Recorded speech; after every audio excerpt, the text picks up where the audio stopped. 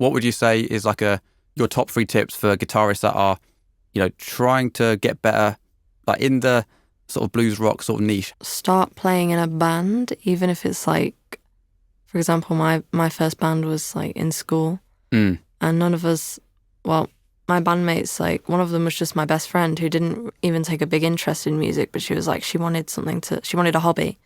So she took up drums and we just like formed a band with this other singer, and we were all interested in different music, but just having a band that would be willing to play like Pride and Joy by Stevie Ray Vaughan just allowed me to like experience it within context, playing that. So I feel like joining a band is going to help you understand the dynamic of a guitar player.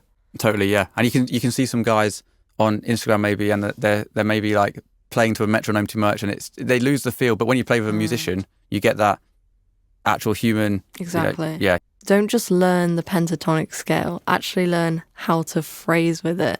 All trying to go at me now. No, but I feel like I did that for so long. Like I just played the scale like up and down. Just things like bending and just like articulation can add so much to something that's quite a basic scale. For me, listening to a bunch of different like jazz players and different blues players, and even just really soulful like slide players, that gets you out of that box of like being a pentatonic, shredder or whatever. It's like you get that extra feeling in there, and I feel like that's what differentiates a good guitarist to a bad guitarist, in my opinion. Like what is it for you? If you listen to a guitarist and you're like, I don't like that and I don't vibe with it, what is that thing that makes you not like it? To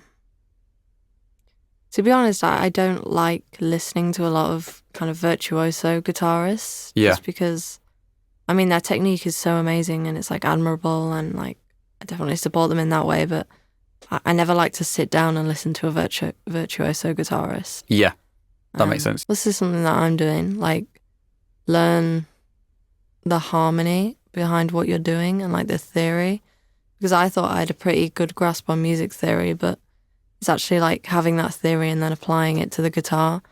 And like even like I like to play keyboards sometimes, like I like synths, and just being able to translate what you can do on the guitar to other instruments, and so then you can create your own tracks and stuff and you can play to it, and it's really important like if you're actually making your own music.